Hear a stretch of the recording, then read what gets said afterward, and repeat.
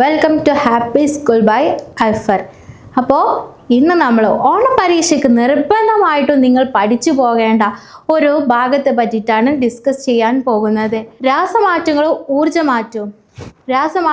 ഊർജ്ജമാറ്റവും chemical changes and energy changes. ഈ ഒരു ഭാഗത്തു നിന്ന് ക്വസ്റ്റ്യൻ ഇല്ലാതെ നിങ്ങൾ ഓണപരീക്ഷയുടെ ക്വസ്റ്റ്യൻ പേപ്പർ പ്രതീക്ഷിക്കുകയേ വേണ്ട. അപ്പോൾ തീർച്ചയായിട്ടും നിങ്ങൾ നോക്കിപ്പോകേണ്ട ഒരു ഏരിയ ആണ് എന്ത്? രാസമാറ്റങ്ങളും ഊർജ്ജമാറ്റവും. ഓക്കെ, അപ്പോൾ നമ്മളൊരു ചായ ഉണ്ടാക്കാമെന്ന് വിചാരിക്കുക. എങ്ങനെയാണ് നമ്മൾ ചായ ഉണ്ടാക്കുക? ചായ ഉണ്ടാക്കാൻ എന്തൊക്കെ ആവശ്യമുണ്ട്? ചായപ്പൊടിയും വാട്ടറും ഷുഗറും ആഡ് ചെയ്തിട്ടാണ് നമ്മൾ എന്തുണ്ടാക്കുന്നത്? ടീ ഉണ്ടാക്കുന്നത് അല്ലേ? അപ്പോൾ ഇവിടെ ഈ ഒരു രാസപ്രവർത്തനത്തിൽ ചായ ഉണ്ടാക്കാൻ ഉപയോഗിച്ച ആൾക്കാരെ നമ്മൾ പറയുന്ന പേരാണെന്ത്? അഭികാരകങ്ങൾ അല്ലെങ്കിൽ റിയാക്റ്റൻസ് എന്ന് പറയാം. ഓക്കെ, അപ്പോൾ റിയാക്റ്റൻസ് ഇതൊരു റിയാക്റ്റൻ്റ് ആണ് അല്ലേ? ഈ ഒരു റിയാക്റ്റൻസ് കൂടി ചേർന്നിട്ടാണ് എന്തായിട്ട് മാറിയിട്ടുള്ളത്? ടീ അല്ലേ? ഒരു ചായ ആയിട്ട് മാറിയുള്ളത്, ഒരു ഉൽപ്പന്നമായിട്ട് മാറുന്നത് അല്ലേ? അപ്പോൾ ഈ ടീയെ നമുക്ക് എന്ത് പറയാം? പ്രോഡക്റ്റ് അല്ലെങ്കിൽ ഉൽപ്പന്നം എന്ന് പറയാം. അപ്പോൾ റിയാക്റ്റൻസ് കൂടി ചേർന്നിട്ടാണ് ഉൽപ്പന്നങ്ങൾ, പ്രോഡക്റ്റ് ഉണ്ടാകുന്നത് അല്ലേ? ഇവിടെ ചിക്കൻ ബിരിയാണി ഉണ്ടാക്കുമ്പോൾ ചിക്കന്, അതേപോലെ റൈസ്, വെജിറ്റബിൾസ്, ഇവ എന്താണ്? റിയാക്റ്റൻസ് ആണ് അല്ലേ? അത് കൂടി ചേർന്നിട്ട് ഉണ്ടാകുന്നതാണ് എന്ത്? പ്രോഡക്റ്റ് അല്ലേ? ഉൽപ്പന്നം എന്ന് പറയുന്നത്. അപ്പോൾ റിയാക്റ്റൻസ് കൂടി ചേർന്നിട്ടാണ് പ്രോഡക്റ്റ് ആയിട്ട് മാറുന്നത്. ഓക്കെ, അപ്പോൾ റിയാക്റ്റൻസ് കൂടി ചേർന്ന് പ്രോഡക്റ്റ് ആയിട്ട് മാറുന്നു. ഇവിടെ ഹൈഡ്രജനും ഓക്സിജനും കൂടി ചേർന്നിട്ട് എന്തായിട്ട് മാറുന്നു? ഒരു വാട്ടർ അല്ലേ? H2O എന്നുള്ള ഒരു പ്രോഡക്റ്റ്, ഉൽപ്പന്നം ഉണ്ടാവുകയാണ് അല്ലേ? അപ്പോൾ റിയാക്റ്റൻസ് കൂടി ചേർന്നിട്ടാണ് പ്രോഡക്റ്റ് ഉണ്ടാകുന്നത് എന്ന കാര്യം നിങ്ങളെ ഓർമ്മയിൽ എപ്പോഴും ഉണ്ടാകണം. അപ്പോൾ നമ്മൾ കെമിക്കൽ റിയാക്ഷൻസ്, രാസപ്രവർത്തനങ്ങൾ എന്താണ്, ഏതെല്ലാമാണ് എന്നാണ് ചർച്ച ചെയ്യാൻ പോകുന്നത്. പ്രധാനമായും 3 തരം രാസപ്രവർത്തനങ്ങളെയാണ് നമ്മൾ ഈ ചാപ്റ്ററിലൂടെ പരിചയപ്പെടുന്നത്. ഒന്നാമത്തേതാണ് എന്ത്? താപരാസപ്രവർത്തനങ്ങൾ, തെർമോ കെമിക്കൽ റിയാക്ഷൻസ്. രണ്ടാമത്തെ രാസപ്രവർത്തനം അല്ലേ? എന്താണ്? പ്രകാശ രാസപ്രവർത്തനങ്ങൾ, ഫോട്ടോ കെമിക്കൽ റിയാക്ഷൻസ്. അതുപോലെ മൂന്നാമത്തെ രാസപ്രവർത്തനം ഏതാണ്? വൈദ്യുത രാസപ്രവർത്തനങ്ങൾ, ഇലക്ട്രോ കെമിക്കൽ റിയാക്ഷൻസ്. ഈ 3 റിയാക്ഷൻസിനെയും ഡീറ്റെയിൽ ആയിട്ടാണ് ഈ ചാപ്റ്ററിൽ ഇനി പഠിക്കുന്നത്. ഇത് നോക്കാതെ ആരും ഓണപരീക്ഷയ്ക്ക് പോകരുത്. ഈ ഭാഗത്ത് നിന്ന് ഷുവറായിട്ടും ഒരു ക്വസ്റ്റ്യൻ, 1-2 ക്വസ്റ്റ്യൻസ് നമുക്ക് പ്രതീക്ഷിക്കാം. ഓക്കെ, അപ്പോൾ താപരാസപ്രവർത്തനങ്ങൾ, പ്രകാശ രാസപ്രവർത്തനങ്ങൾ, വൈദ്യുത രാസപ്രവർത്തനങ്ങൾ തുടങ്ങിയ 3 രാസപ്രവർത്തനത്തിനെ പറ്റിയാണ് നമ്മൾ ഈ ചാപ്റ്ററിൽ ഡിസ്കസ് ചെയ്യുന്നത് അല്ലേ? അതിൽ ആദ്യത്തെ താപരാസപ്രവർത്തനങ്ങൾ. Thermo chemical reactions. ആ പേരിൽ തന്നെ ഉണ്ട് അല്ലേ? താപം, തെർമോ അല്ലേ? അപ്പോൾ എന്താണ്? താപം ഉപയോഗിച്ചിട്ടില്ലേ അല്ലെങ്കിൽ ഹീറ്റ് ഉപയോഗിച്ചിട്ടുള്ള റിയാക്ഷൻസിനെ, രാസപ്രവർത്തനങ്ങളെ പറയുന്ന പേരാണ് എന്ത്? താപരാസപ്രവർത്തനങ്ങൾ അല്ലെങ്കിൽ തെർമോ കെമിക്കൽ റിയാക്ഷൻസ് അല്ലേ? അപ്പോൾ ഒന്നെങ്കിൽ നമ്മൾ എന്ത് ചെയ്യണം? അവിടെ താപം ഉപയോഗിക്കണം. അല്ലെങ്കിൽ എന്താണ്? ആ ഒരു രാസപ്രവർത്തനത്തിൻ്റെ ഫലമായിട്ട് നമുക്ക് എന്ത് കിട്ടണം? ഹീറ്റ്, താപം പുറത്തു വരണം അല്ലേ? അത്തരം റിയാക്ഷൻസ് ആണ് എന്ത്? തെർമോ കെമിക്കൽ റിയാക്ഷൻസ് അല്ലേ? ഒന്നെങ്കിൽ റിയാക്റ്റൻസ് പ്രോഡക്റ്റ് ആകുമ്പോൾ ആ പ്രോഡക്റ്റിൻ്റെ കൂടെ എന്തുണ്ടാവണം? ഹീറ്റ് അല്ലേ? താപം ഉണ്ടായിരിക്കണം. അല്ലെങ്കിൽ എന്ത് ചെയ്യണം? ഹീറ്റ് യൂസ് ചെയ്തിട്ട് അല്ലേ?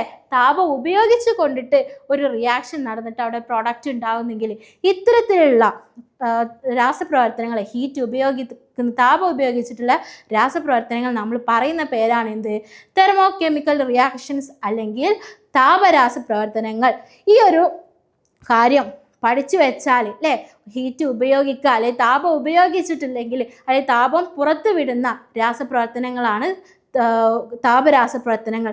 ഈ ഒരു ഡെഫിനിഷൻ വെച്ച് തന്നെ, ഈ ഒരു ഇത് വെച്ചിട്ട് തന്നെ നമുക്ക് പ്രകാശ രാസപ്രവർത്തനം എന്താണെന്നും വൈദ്യുത രാസപ്രവർത്തനം എന്താണെന്നും ഡിഫൈൻ ചെയ്യാൻ നമുക്ക് പറ്റും. അപ്പോൾ ഹീറ്റ് ഉപയോഗിക്കുകയാണെങ്കിൽ അല്ലെങ്കിൽ ഹീറ്റ് പുറത്തു വിടുകയാണെങ്കിൽ, താപം ഉപയോഗിച്ചിട്ട് താപം പുറത്തു വിടുന്ന രാസപ്രവർത്തനങ്ങളെ നമ്മൾ എന്തു പറയും? താപരാസ പ്രവർത്തനങ്ങൾ. അപ്പോൾ അവിടെ ഹീറ്റിനെ ഒന്നെങ്കിൽ നമ്മൾ ഉപയോഗിക്കണം, അല്ലെങ്കിൽ എന്ത് ചെയ്യണം? ഹീറ്റ് ലിബറേറ്റ് ചെയ്തിട്ടുണ്ടാവും അല്ലേ? താപോർജം പുറത്തു വിടുകയോ പുറത്തുവിടുന്നതോ ആഗിരണം ചെയ്യുന്നതോ ആയ രാസപ്രവർത്തനങ്ങളെ പൊതുവായി താപരാസപ്രവർത്തനങ്ങൾ എന്നാണ് അറിയപ്പെടുന്നത്. The reaction in which heat energy is liberated, പുറത്തുവിടുക അല്ലെങ്കിൽ എന്ത് ചെയ്യാണ്, അബ്സോർബ് ചെയ്യുകയാണെങ്കിൽ അത്തരം റിയാക്ഷൻസിനെ നമ്മൾ പറയുന്ന പേരാണെന്ത്, തെർമോ കെമിക്കൽ റിയാക്ഷൻസ്. ഓക്കെ, അപ്പോൾ എന്താണ് താപരാസ പ്രവർത്തനങ്ങൾ എന്ന് മനസ്സിലായില്ലേ? ഓക്കെ, അപ്പോൾ ഇനി ഏതൊക്കെ തരത്തിലുള്ള രാസപ്രവർത്തനങ്ങൾ, താപരാസപ്രവർത്തനങ്ങൾ ഉണ്ട് എന്ന് പറയാം. നമ്മൾ പറഞ്ഞു, ഒന്നെങ്കിൽ താപത്തെ പുറത്തോട്ട് വിടുക, അല്ലേ, താപത്തിനെ മോചിപ്പിക്കുക, അല്ലേ, അത്തരം രാസപ്രവർത്തനങ്ങളെ പറയുന്ന പേരാണ് എന്ത്, എക്സോതെർമിക് റിയാക്ഷൻസ്. എന്താണ്, താപമോചക പ്രവർത്തനങ്ങൾ. എക്സിറ്റ്, ഈ ഒരു വാക്ക് ഓർത്ത് വെക്കുക, എക്സിറ്റ്, അല്ലേ, എക്സിറ്റ് എന്നാൽ പുറത്തോട്ട്, അതായത് താപമോചകം, അല്ലേ, മോചിപ്പിക്കുക, അല്ലേ, ജയിൽ മോചിതർ എന്നൊക്കെ എന്ത് കേട്ടിട്ടില്ലേ, പുറത്തോട്ട് വരിക, അല്ലേ. എക്സോതെർമിക്, ഒരു റിയാക്ഷൻസിൻ്റെ ഫലമായിട്ട് ഹീറ്റ്, താപം പുറത്തോട്ട് വരികയാണെങ്കിൽ അത്തരം രാസപ്രവർത്തനങ്ങളാണ് എക്സോതെർമിക് അല്ലെങ്കിൽ താപമോചകം. അപ്പോൾ നമ്മൾ ഹീറ്റ് ആഗിരണം ചെയ്യുകയാണെങ്കിൽ, അല്ലേ, ഹീറ്റ് എൻ്റർ ചെയ്യുകയാണെങ്കിൽ, എൻഡോ എന്നുള്ളപ്പോൾ എൻ്റർ എന്നുള്ളത് ആലോചിക്കാം, അല്ലേ, എൻ്റർ ചെയ്യുകയാണെങ്കിൽ താപത്തെ ആഗിരണം ചെയ്യുകയാണെങ്കിൽ, താപാഗിരണ പ്രവർത്തനങ്ങൾ അല്ലെങ്കിൽ എൻഡോതെർമിക് റിയാക്ഷൻസ്. ആഗിരണം ചെയ്യുന്നതിന് ആഗിരണ പ്രവർത്തനം, അല്ലേ, അവിടെ താപമാണ് ആഗിരണം ചെയ്യുന്നത്, അപ്പോൾ താപാഗിരണ പ്രവർത്തനങ്ങൾ, അല്ലേ, താപത്തെ ആഗിരണം ചെയ്തിട്ടാണ് അവിടെ പ്രോഡക്റ്റ്, ഈ റിയാക്ഷൻ നടക്കുന്നതെങ്കിൽ താപാഗിരണ പ്രവർത്തനങ്ങൾ എന്ന് പറയും. അപ്പോൾ നമ്മൾ എന്താണ് തെർമോ കെമിക്കൽ റിയാക്ഷൻ എന്ന് പഠിച്ചു. തെർമോ കെമിക്കൽ റിയാക്ഷനെ ഹീറ്റ് ആഗിരണം ചെയ്യുകയാണെങ്കിൽ, അല്ലേ, അത്തരം റിയാക്ഷൻസ് താപാഗിരണ രാസപ്രവർത്തനങ്ങൾ എന്ന് പറയും, അല്ലേ. ഹീറ്റ് ലിബറേറ്റ് ചെയ്യുകയാണെങ്കിൽ, പുറത്തു വിടുകയാണെങ്കിൽ, മോചിപ്പിക്കുകയാണെങ്കിൽ അതിനെ എന്ത് റിയാക്ഷൻസ് പറയും, എക്സോതെർമിക്, അല്ലേ, താപമോചക രാസപ്രവർത്തനങ്ങൾ എന്ന് പറയും. ഓക്കെ, അപ്പോൾ ഇവിടെ കുറച്ച് രാസപ്രവർത്തനങ്ങൾക്കുള്ള ഉദാഹരണങ്ങൾ കൊടുത്തിട്ടുണ്ട്, അല്ലേ. താപമോചകം, താപം പുറത്തോട്ട് വിട്ട് നടക്കുന്ന കുറച്ച് റിയാക്ഷൻസ് ആണ് പൊട്ടാസ്യം പെർമാംഗനേറ്റും ഗ്ലിസറിനും തമ്മിലുള്ള റിയാക്ഷൻ. പൊട്ടാസ്യം പെർമാംഗനേറ്റും ഗ്ലിസറിനും തമ്മിലുള്ള പ്രവർത്തനം എന്തിനുദാഹരണമാണ്, താപമോചകം. അവിടെ പ്രൊഡക്റ്റിൻ്റെ കൂടെ താപം പുറത്തോട്ട് വരുന്നുണ്ട്, അല്ലേ. പിന്നെ മഗ്നീഷ്യവും ഹൈഡ്രോക്ലോറിക് ആസിഡും തമ്മിലുള്ള പ്രവർത്തനം, ഇത് എന്താണ്, ഒരു എക്സോതെർമിക് റിയാക്ഷൻസിന് ഉദാഹരണമാണ്. അതുപോലെ താപ ആഗിരണം എൻഡോതെർമിക് റിയാക്ഷൻസിന് ഉദാഹരണമാണ് എന്ത്, പൊട്ടാസ്യം പെർമാംഗനേറ്റിൻ്റെ വിഘടനം. അതുപോലെ അമോണിയം ക്ലോറൈഡും ബേരിയം ക്ലോറൈഡും തമ്മിലുള്ള പ്രവർത്തനം, ഇത് എന്താണ്, എൻഡോതെർമിക് റിയാക്ഷൻസിനുള്ള ഉദാഹരണമാണ്. അപ്പോൾ നിങ്ങൾ നിർബന്ധമായിട്ടും എക്സോതെർമിക് റിയാക്ഷൻസിനും എൻഡോതെർമിക് റിയാക്ഷൻസിനും ഉള്ള ഉദാഹരണം പഠിച്ചിട്ട് വേണം എക്സാം ഹാളിലോട്ട് പോകാൻ വേണ്ടിയിട്ട്. ഓക്കെ, അപ്പോൾ ഇനി നമ്മൾ ഡിസ്കസ് ചെയ്യാൻ പോകുന്നത് രണ്ടാമത്തെ രാസപ്രവർത്തനമായ പ്രകാശ രാസപ്രവർത്തനം, അല്ലേ. അപ്പോൾ ആ പേരിൽ തന്നെ ഉണ്ട്, പ്രകാശം ഉപയോഗിച്ചിട്ട് കൊണ്ടിട്ടുള്ള രാസപ്രവർത്തനത്തിനെയാണ് പ്രകാശ രാസപ്രവർത്തനം എന്ന് പറയുന്നത്, അല്ലേ. അപ്പോൾ എന്ത് ചെയ്യുക, ഒന്നെങ്കിൽ പ്രകാശം ഉപയോഗിച്ചിട്ട് രാസപ്രവർത്തനം നടത്താം, അല്ലേ. പ്രകാശം ഉപയോഗിച്ചിട്ടുള്ള അല്ലെങ്കിൽ പ്രകാശം ആഗിരണം ചെയ്തിട്ട് രാസപ്രവർത്തനം നടക്കാം, അല്ലേ. അല്ലെങ്കിൽ രാസപ്രവർത്തനത്തിൻ്റെ ഫലമായിട്ട്, അല്ലേ, പ്രകാശത്തെ മോചിപ്പിക്കാം, അല്ലേ, പ്രകാശം പുറത്തു വരാം.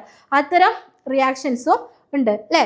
അപ്പോൾ നമ്മൾ താപരാസപ്രവർത്തനത്തിൽ പറഞ്ഞതുപോലെ തന്നെ ഇവിടെ എന്താണ്, ഒന്നെങ്കിൽ പ്രകാശം ഉപയോഗിച്ചിട്ടുള്ള രാസപ്രവർത്തനം നടക്കാം, അല്ലെങ്കിൽ രാസപ്രവർത്തനത്തിൻ്റെ ഫലമായിട്ട് പ്രകാശം പുറത്തുവിടാം, അല്ലേ. പ്രകാശോർജം ആഗിരണം ചെയ്യുകയോ പുറത്തുവിടുകയോ ചെയ്യുന്ന രാസപ്രവർത്തനങ്ങളെ പ്രകാശ രാസപ്രവർത്തനങ്ങൾ എന്ന് പറയും. The reactions in which light energy is absorbed or liberated known as photo chemical reactions. അത് അവിടെ ഹീറ്റ് ആണെങ്കിൽ എന്താവും, താപരാസപ്രവർത്തനമാകും. അപ്പോൾ ഒരു ഡെഫിനിഷൻ പഠിച്ചു വെച്ചാൽ തന്നെ നിങ്ങൾക്ക് ഈ 3 രാസപ്രവർത്തനങ്ങളുടെ ഡെഫിനിഷൻ കണക്ട് ചെയ്ത് പറയാൻ കഴിയും, അല്ലേ. അപ്പോൾ ഇവിടെ പ്രകാശം ഉപയോഗിച്ചു കൊണ്ടുള്ള രാസപ്രവർത്തനമാണ് ഫോട്ടോ കെമിക്കൽ റിയാക്ഷൻസ്. അതിന് ഉദാഹരണങ്ങൾ നോക്കിക്കേ. ഈ എല്ലാ റിയാക്ഷൻസിനും ഉദാഹരണങ്ങൾ പഠിച്ചിട്ട് വേണം നിങ്ങൾ എക്സാമിന് പോകാൻ. ഇത് ഒന്നാമത്തെ ഉദാഹരണം എന്താണ് കൊടുത്തിട്ടുള്ളത്, പ്രകാശ സംശ്ലേഷണം, അല്ലേ. ഫോട്ടോസിന്തസിസ്. എങ്ങനെയാണ് ഫോട്ടോസിന്തസിസ്? എന്താണ് ഫോട്ടോസിന്തസിസ് എന്ന് പറഞ്ഞാൽ സസ്യങ്ങൾ ആഹാരം നിർമ്മിക്കുന്നതിനാണ് നമ്മൾ ഫോട്ടോസിന്തസിസ് എന്ന് പറയുന്നത് അല്ലേ. അവരെന്താ ചെയ്യുന്നത് അല്ലേ? അവർ ജലത്തിൻ്റെ വാട്ടറിൻ്റെയും കാർബൺ ഡയോക്സൈഡിന് ഉപയോഗിച്ച് സൺലൈറ്റിൻ്റെ സൂര്യപ്രകാശത്തിൻ്റെ സാന്നിധ്യത്തിലാണ് അവർ എന്തുണ്ടാക്കുന്നത്? ഗ്ലൂക്കോസ് അവർ ഫുഡ് ഉണ്ടാക്കുന്നത് അല്ലേ. അവരവിടെ സൺലൈറ്റിനെ അബ്സോർബ് ചെയ്തിട്ടാണ് അവിടെ റിയാക്ഷൻ നടക്കുന്നത്. അപ്പോൾ ഏത് തരം പ്രകാശ രാസപ്രവർത്തനമാണ്? പ്രകാശ ആഗിരണം ചെയ്തുകൊണ്ടുള്ളത് പ്രകാശ ആഗിരണമാണ് അല്ലേ. പിന്നെ സിൽവർ ക്ലോറൈഡ് അല്ലേ. സിൽവർ ക്ലോറൈഡിനെ പുറത്ത് വെച്ചാൽ, വെയിലത്ത് വെച്ചാൽ അതെന്തുമായി? കറുത്തു പോകും അല്ലേ. അത് എന്തിന് ഉദാഹരണമാണ്? അവിടെ പ്രകാശം ആഗിരണം ചെയ്യുന്നത് ഉണ്ട് അല്ലേ. അപ്പോൾ അത് പ്രകാശ ആഗിരണ രാസപ്രവർത്തനത്തിന് ഉദാഹരണമാണ്. അതുപോലെ മിന്നാമിനുങ്ങ് ലൈറ്റ് വരുന്നത് നമ്മൾ കണ്ടില്ലേ. മിന്നാമിനുങ്ങിൻ്റെ വെട്ടം അല്ലേ. അതെങ്ങനെയാണ്? മിന്നാമിനുങ്ങിനുള്ള ലൂസിഫറിൻ എന്ന കെമിക്കൽ, ലൂസിഫറൈസ് എന്ന എൻസൈമിൻ്റെ സഹായത്തോടെ യു വി റേസിനെ ആഗിരണം ചെയ്തിട്ടാണ് അതിനെ വിസിബിൾ ലൈറ്റ് ആക്കിയിട്ട് മാറുന്നത്. അപ്പോൾ അവിടെ പ്രകാശം പുറത്തു വരികയാണ്. അപ്പോൾ അത് എന്തിന് ഉദാഹരണമാണ്? പ്രകാശം മോചനം അല്ലേ. പ്രകാശം മോചിപ്പിക്കുകയാണ് അവിടെ ചെയ്യുന്നത് അല്ലേ. അപ്പോൾ അത് പ്രകാശമോചന റിയാക്ഷൻസിന് ഉദാഹരണമാണ്. അതുപോലെ വൈദ്യുതി യൂസ് ചെയ്യുകയാണെങ്കിൽ വൈദ്യുത രാസപ്രവർത്തനം അല്ലേ. വൈദ്യുത രാസപ്രവർത്തനത്തിൽ ഒന്നെങ്കിൽ എന്ത് ചെയ്യാം?